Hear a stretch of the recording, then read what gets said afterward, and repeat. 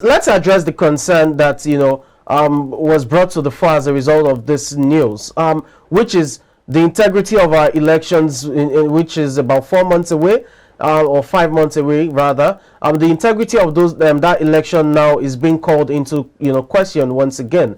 The question is this: don't you think that BVAS, the electronic transmission of results, don't you think that is the game changer and can still prevent this doubts from coming to fruition in terms of replacement of certain individuals or foreigners being in the system?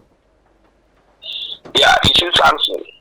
Whatever it is, I will always give kudos to Professor Mahmoud. I have never seen him before. We have never met anywhere before.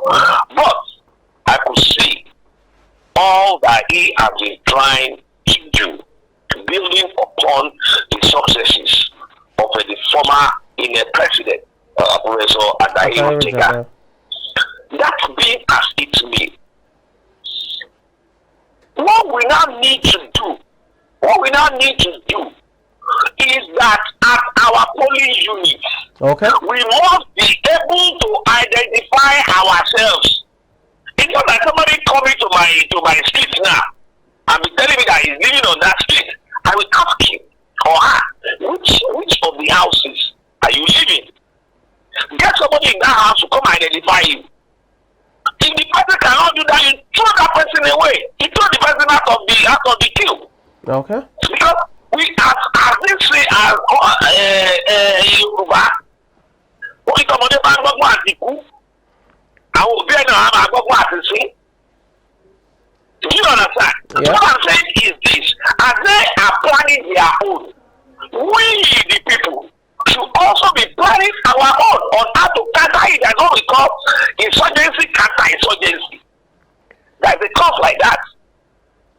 So as they are planning, as we have seen this now, as we have heard about this now, the people also must be ready on that point, on that election day.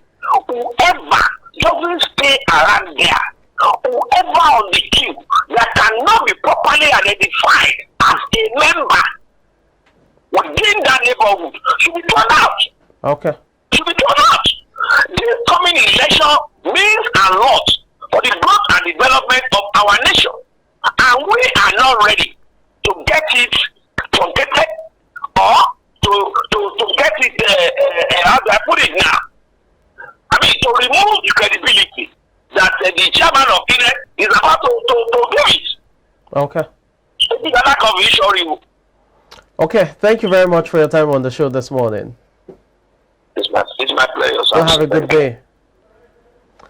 Thank you very much. Yeah, so Margaret, that was quite an interesting conversation. I was listening to all you had to say, and then, he was trying to, he said something about the Southwest and the Northern thing, but the thing is, I agree when you say it's a national thing, and it's not it's not regional now, it's not tribal, it's a national thing, and it's like he mentioned, they need to identify people who are part of your, well, let me use the word caucus for lack of better words, just so we don't, the issue of credible elections, it's just from the part of the government. Yeah. Because we always look at what the government would do, what they would do. How about we as a people? What role do we have to play? Well, we know people in our neighborhood. That's why I talk about grassroots politics. It's very important. Well, for those people who are registering Nigerians as Nigerians, I do not know their aim, but if we're looking for a unified Nigeria and a Nigeria that works, then we should put hands on deck to make sure it works. But this is not a tribal thing. It's not a regional thing. It is a national problem, and that's it. Well, let's hope that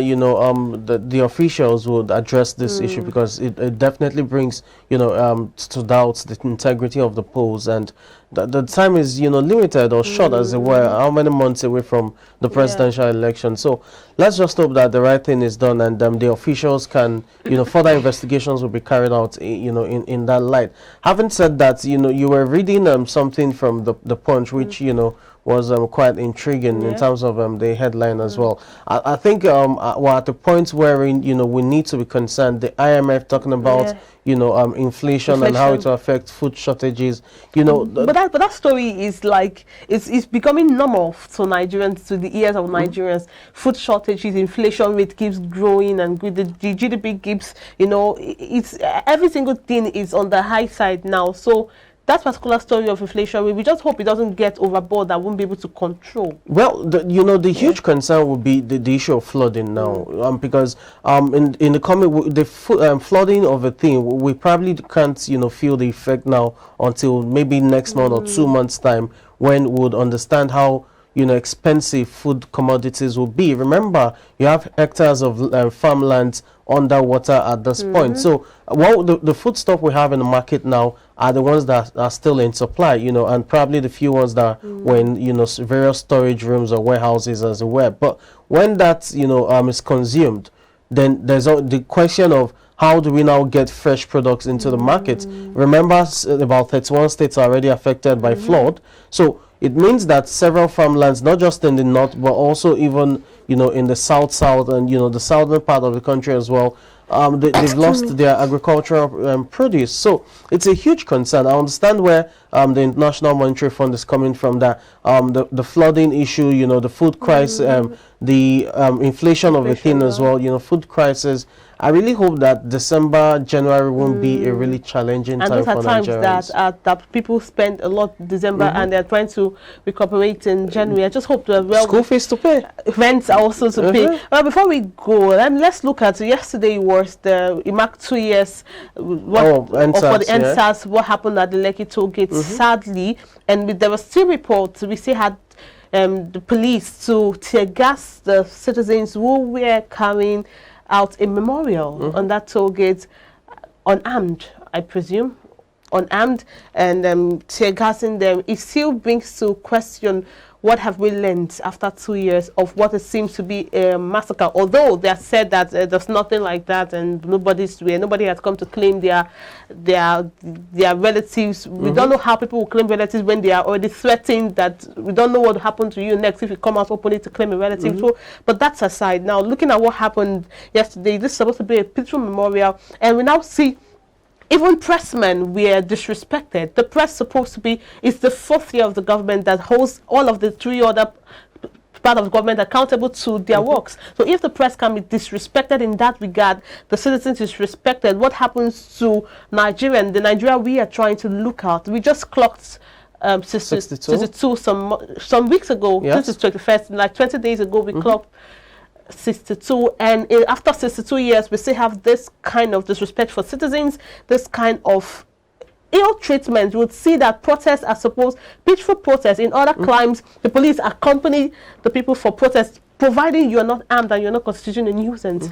But if you're standing there and you're demanding for a government that would favor you and the children, the generation coming, good governance, and end to bad leadership and brutality, and you're still brutalized in the midst of the protest, then really what have we learned after 2 years of that massacre in Cooks? Well, we've learned so many things. The first thing is you wouldn't expect the government to come out and say, oh yes, something happened in that sense. And we could see the discrepancies in how they reported white papers that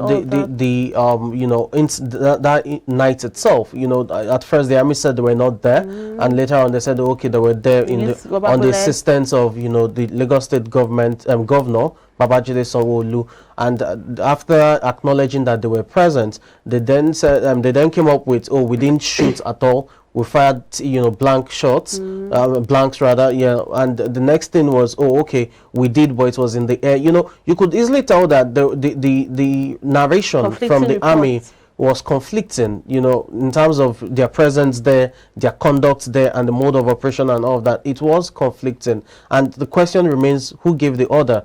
We know quite well that even if the governor asks for support from the military, he's not the commander-in-chief, he's not the chief of army staff. He's not the ground commanding general commanding officer of a division. So who gave the order in terms of the military shooting? What they did when they faced the NSAS panel of inquiry was to admit, after several denials, they admitted that they were there on the insistence of the governor, and they admitted that they shot, but it was in the air.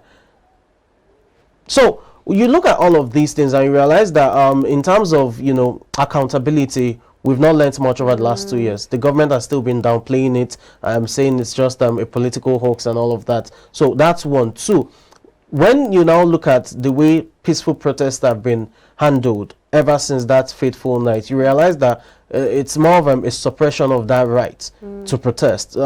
Last year, during the 1 year memorial, the police also dispersed protesters using tear gas canisters. I ask yourself, was it getting, you know, violent? Why disperse the crowd with tear gas canisters? Because it was a peaceful protest last year. I was on ground last year, and I know what I saw. It was peaceful, you know, but it is what it is. This time around, we're seeing the same thing. So it's almost like a playbook, you know, repeating itself. You just pick it up the shelf, dust it, and then, you know, you replay.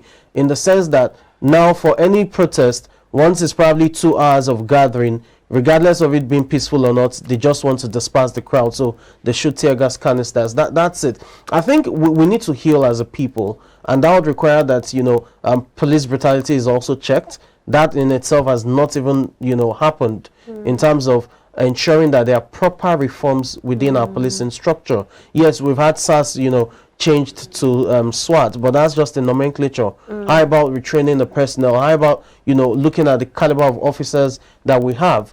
You know, I understand quite well that, yes, the police force in recent months have also dismissed, you know, certain officers that have been found wanting when it comes to, you know, professional conduct and all of that. But for all of these things, the Nigerian people demand more, and they demand more in terms of having that trust with the policemen. They demand more wherein their rights are respected and they are not brutalized by the police, brutalized either physically or financially in terms of exploitation and all of that. It's not too hard, you know, to address some of these issues. I don't think it's difficult. I think it was even a bad idea to change SARS to SWAT. Now, the problem is not the name, right? The problem is the persons in that according to the police, they disbanded that unit and came up with another one. It doesn't make sense. That's not a very sensible thing to do. As a matter of fact, it's the persons, because we can bear a name and then you change iBrand's name to something else. One of the people, if I am a bad staff, I am still, after changing the name, it makes the same thing. But according to the police, they will tell you they disbanded SARS and then retrained some personnel. That is what they will tell us. But we still see, after the disbandment of SARS, have police brutality ended? No, we still have people who move around and extort people. We still have people check phones, even after the police commissioner said that's a taboo. We still have police officers slap citizens and say, I will hit you, and nothing would happen, and nothing really would happen except you know somebody. Are we supposed to know people before our rights are respected? I'm supposed to be able to be safe. Maybe I feel someone is driving behind me, I'm driving to a police station, but if I do that, they would even extort me. They'll have my shop. That's even a real police station I'm driving in, or people there are not even worse than who is chasing me. So people should be able to feel safe with the law enforcement officers. But when law enforcement officers are the ones who are extorting, making you feel unsafe, you rather have to go to the hands of the thieves who would even protect you more than these enforcement officers. This is what Nigeria lacks: accountability on the part of the leaders. And as a people, we only demand for better. And this movement, this talk cannot be overemphasized. We cannot stop talking until something is done. Exactly. It still boils down to electing leaders that have good conscience, that have the heart of the people and can do, and that is kind and compassionate, really, and not those who want to come into office to extort and steal money and open foreign funds and get a presidential pardon after some years. So we just hope that the Nigeria we pray for is the Nigeria we get, and coming elections will plays a major role in what we want for our nation, and the ball still lies in the court of you and I as citizens of the country. Well, on this note, we wrap up this segment, but it's a Friday. Do not go anywhere, because we have more interesting conversations for you this morning. Stay with us.